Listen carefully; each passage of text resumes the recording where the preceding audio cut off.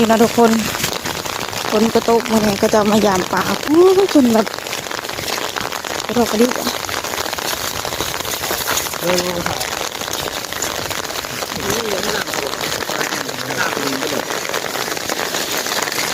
เนี่ยเขาก็ออกเลยเนาะเขาก็จะออกพับพ้นเลยนี่ไงน้ำเนี่ยนี่ไงน้ำล้นเขาล้นไห้ล้นคัน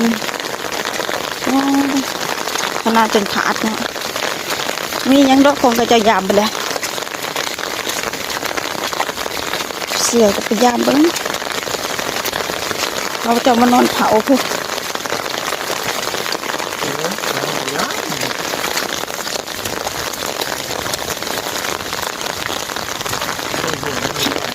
น้ำจนถ่วมขนาดจะไปเกี่ยวเขาได้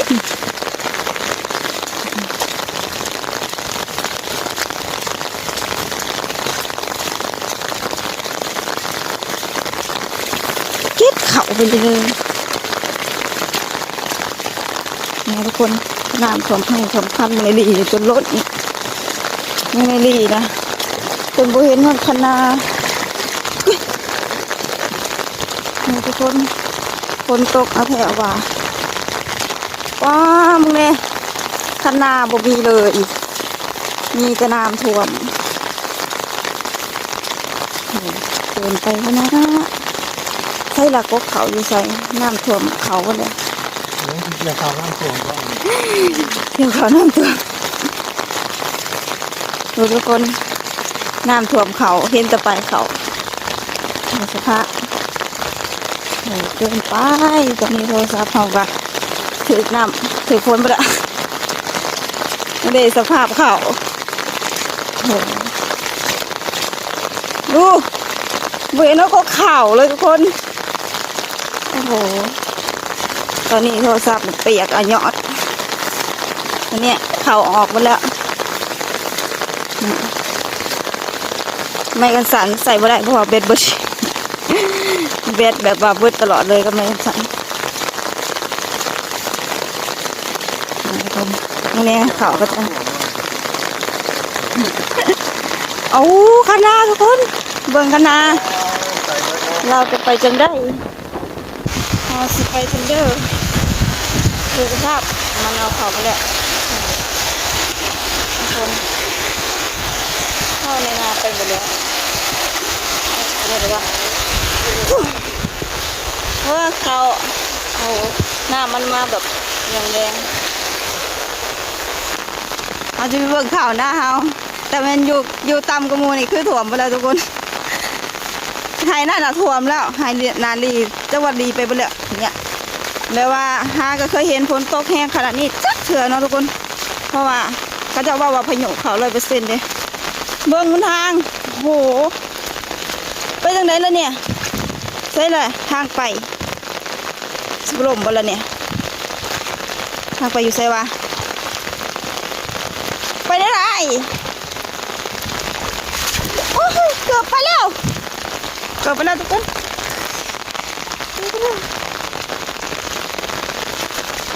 ดูดิทุกคนน้ำท่วมดูคณะโหเป็นครั้งแรกเลยทุกคนเมื่อเนี่ยดีนะน้ำบุถ่วมเขาเพราะว่าซาแพใส่เขา12เดียวดูดิน้ำรวมคณะเรือป่าบุญนี้เนี่ยโอ้ยทุกคนดูโอ้ไม่ก็อ๋อจะสิเกี่ยวเขาได้จังไรเนี่ยดูสภาพสิเกี่ยวเขาได้จังไรเนี่ยหากเคยเห็นน้ำรวมคณะไปเบิ่งว่าจะได้ปลาไหมเพราะว่าหากสิมาแต่เจ้าคือสิยามบนเลยโอ้โหทุกคนมันเกินไปแล้วถอดรองเท้าเนี่ยเราก็จะเดินไปเนี่ยไหนคนเดินโอ้โหทุกคนดูสภาพน้ำท่วมคันไฮคันนาหมดแล้วปลาคือสิบอะไรเตะโอ้ยหน้าแล้วน้ำท่วมเนี่ยหน้าห้ามท่วมคนน้ำท่วมหน้าให้หนึ่งให้นี่กำลังสีท่วมดู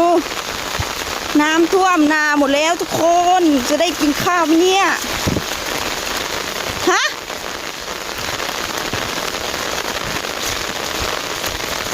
บ่ได้กินข้าวแล้วทุกคนน้ำสิท่วมข้าวเฮาหมดแล้วมื้อเนี้ยพายุเข้าเด้อทุกคนโอ้โหเกินไป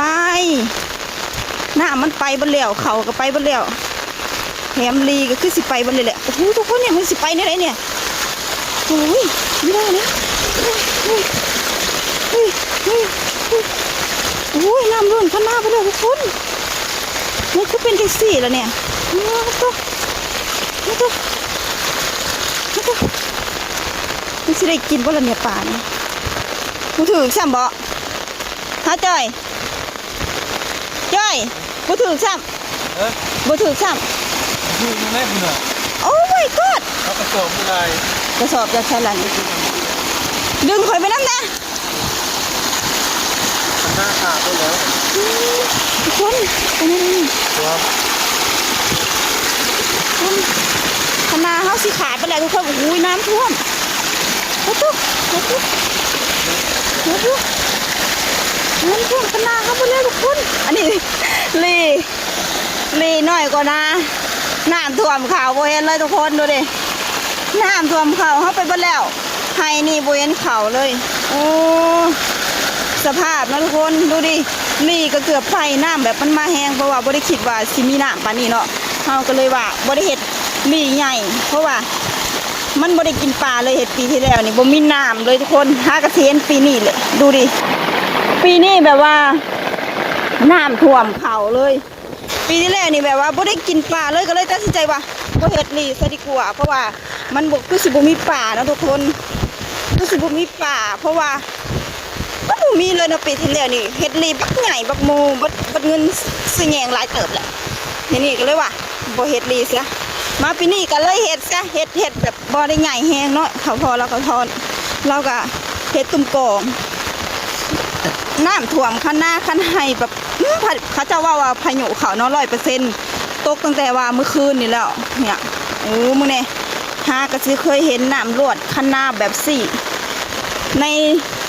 ครั้งแรกในชีวิตเนาะทุกคนเพราะว่าเขาเห็ดตั้งแต่เขาเห็ดนามานะตั้งแต่เขาเห็ดนามาเห็นดูดิลีเฮากะมึงเนี่ยน้ำท่วมลีบ้าแล้วทุกคนปามมันกระถืออยู่เนาะป่าใครแต่ว่าน้ำมันบอกเอาไปคันแม่ว่ามันตกมันนี่เบิดมือกันขนาดขาดเลยแหละมึงเนี่ยทุกคนสภาพอันนี้กับเขาหน้าสะเพเองนี่เนาะเนี่ยแมนเบิดแหละเขาหน้าสะเพเนี่ย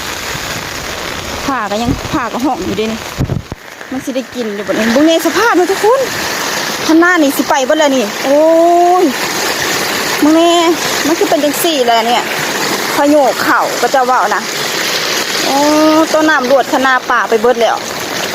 เบื้องนี้น้ำหวยจังแข้งก็ขึ้นเนาะมันเพราะมันจะมีหวยนะคะหวยจังแข้งก็ขึ้นแล้วก็อ๋อทุกคนเบื้องนี้สภาพนี่โอ้โตอันนี้ก็จะเป็นไฮหน้าสะเพอีกไฮหนึ่งแล้วทุกคนดูดิน้ำท่วมอีกแล้วไฮนี่ก็บ่ได้กินเดี๋ยวทุกคนน้ำท่วมเบื้องนี้ไฮนี่ก็เป็นไฮนะลีดูดิลีทุกคนลีสะเพน่ะเกือบสิไปดีนะอีพอเราเห็ดงาไปบ่ได้เลยเนี่ยสิไปจังได๋ล่ะเนี่ยขามคณะก็ขามบ่ได้บ่เห็นว่าคณะเนี่ยทุกคนมึงเนี่ยสิไปยังไงเนี่ยอ๋อดูเนาะเฮาก็สิท่าเบาลาบรรณามาเบิ่งดีสะก่อนตอนนั้นเพิ่นกำลังเอาดีตัวนั้นเนาะทุกคนเบิ่งสภาพดิทุกคนคันไหคณะเฮาแบบบ่เห็นเลยกกเข่าให้นี่ก็เห็นแต่ปลายโอ้ครั้งแรกเลยทุกคนเนี่ยเบิ่งสภาพหน้าเบิ่งสภาพฝนตกน้ำรวดปลาลงลีอันนี้แหละเจ้าสะเพกะได้ยินแต่แถวพอแล้วว่าเนาะเพราะว่าที่พอแล้วว่าน้ำรวดปลาสิลงทะเบิงแต่หาก็ที่เคยเห็นนี่แหละเพราะว่าเราก็อยู่นาเนาะเราอยู่บ้านสะเพก็อยู่กรุงเทพได้ยินแต่พอแล้วว่าดอกจังหน่อยน้ำรวดคันให้คันหน้าปลากระลงหลักวะเหม็นความเราอีหลีเด้ปลากระลงกระปูกระลงดูดิทุกคนฝาห้องอยู่ตัวนี้ฝาห้องแต่ก็ห้องอยู่ไกลอยู่เด้ฮะดูดิข้างหน้านะทุกคนสภาพอันนี้ก็จะเป็นหน้าผุดเนาะยางตะไกเลยแต่เทิงลงมาก็จะเป็นยางแห้งว่าอันนั้นก็เป็นเทียงสะเพเลยนะเราลาบานากำลังเอาปลาเป็นปลาซิวเสียดายเด้เห็ดลีน้อยไปเนาะไผสิคิดว่าสิได้กินปลาปีที่แล้วนี่บ่ได้ปลาเลยปีที่แล้วนี่นะเห็ดอะไรกับบ่ถือเห็ดอะไรกับบ่ถือก็เลยว่าบ่เห็ดซะว่ะแต่มาปีนี้ผลดีเกินพ่อแม่พี่น้องเอ้ยผลดีแท้ดีว่ะ อยู่หน้าโคกเมื่อวานนี่กับปลาซิวได้อยู่กระปุกหนึ่งเนาะมันนี่ก็มาซ้ายนี่ได้เพราะคิดว่าสิบ่ได้ปลาบอกกันว่าโอ้ยปลามันคือสิบ่ถือแล้วว่ะเลยว่าสิบ่มาเนี่ยเป็นกำไรหาจับแนวใดสิจับแนวใดบัดนี้กล้องไม่อยากจับแนวใดนี่จับแนวใดบัดนี้เขาสิไปจับแนวใดบัดนี้ว้ายนั่นแล้วเสียดายอยู่เห็ดอันลีน้อยโพดมันยังคือเอากระสอบลงไปใส่น้ำนั่นน่ะปิดปากมันสิ ตีปากก่อนเทน้ำมาก่อนตีปากลีนี่ตีได้ต้องไว้นี่นะนี่แค่ไว้อย่าเทน้ำหมดใจด้วย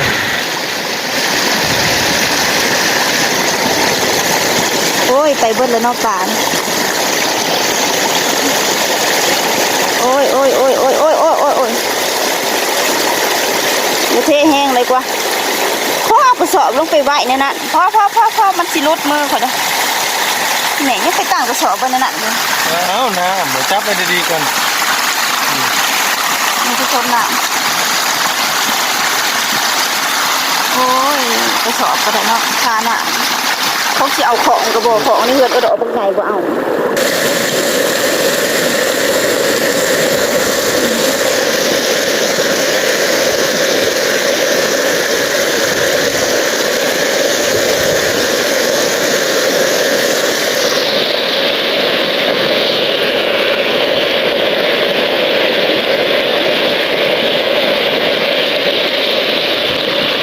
เดี๋ยวต้นนึงมันเลี้ยไปก่อน ฮะ ต้นหน้าเลยจะไปก่อน เมียงสิไปขนาโอ้ยบ่ว่าก็ได้ เดี๋ยวขั้นน้ำตัวนั้นหมูขาวแล้วก็เบิดดอก ใส่ป่ากันนะ จะไปเลย ก็ยื้องคืนนี่ก็ขอถึงยื้องเอามาก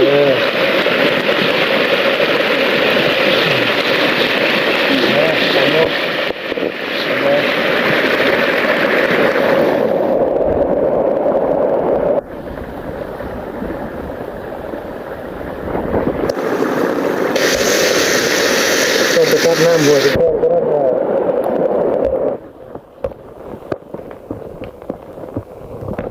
ลยแต่ปลาซิวปลาใหญ่ก็จะได้นะทุกคนเนี่ยปลาซิวปลาใหญ่ก็จนหนังไปเลย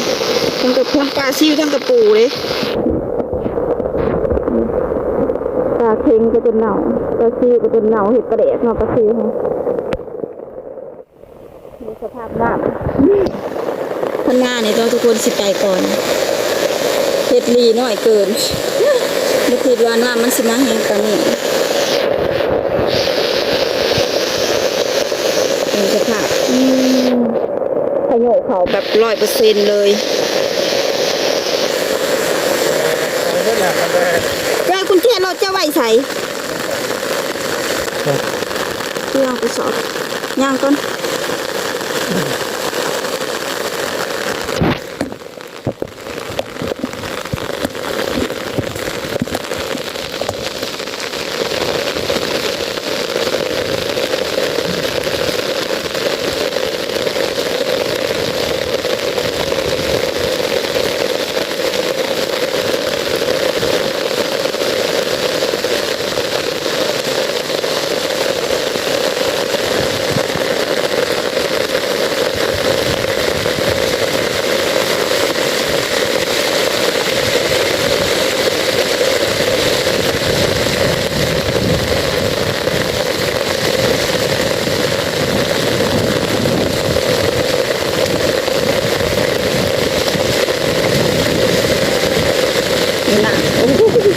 เสียวดิเสียวโทรศัพท์สต๊อกขนาดดิชีวิตเป็นไงเป็นเขาชัดใจคืนมางอนี่แหละคือธรรมชาติที่แท้จริงของเราฮะธรรมชาติดิเมื่อหนึ่งสิบห้าฮะ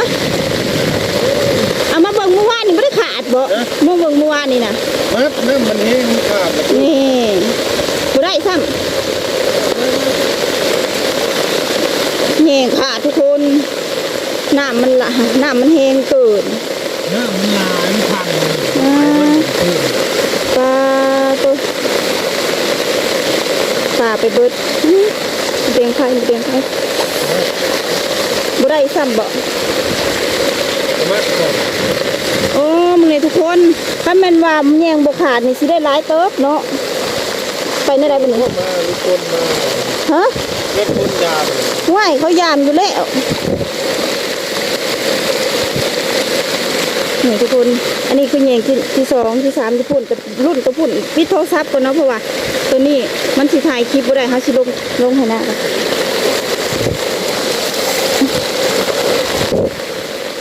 อย่าอันถึกน้ำไหลกระสอบนึงคือเนี่ยเสียดายเนาะแยงขาดโอ้ยปิดโทรศัพท์ก่อนเนาะทุกคนมันสิย่างขามตัวนั้นไปบ่ได้ปิดโทรศัพท์ซะก่อนขามไปตัวนั้นเดี๋ยวสิถ่ายให้เบิ่งโอเคทุกคน ไม่มาดูไม่มาห้อย นี่เนาะทุกคนอันนี้ก็จะเป็นลีใหญ่เขาเลยเพราะว่า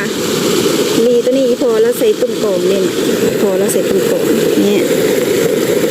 น้ำจะไหลแห้งเลยเป็นลีใหญ่เลยนะทุกคนลีจนเดือดไปตรงนี้เห็ดเสามันก็สิบได้ใหญ่กว่าเห็ดเสานี่น้อยปลาก็จะถืออยู่ดอกน้ำปลาซิวกับปลาขอแล้วก็ปลาดุกนะทุกคนเราปลาโดเหลว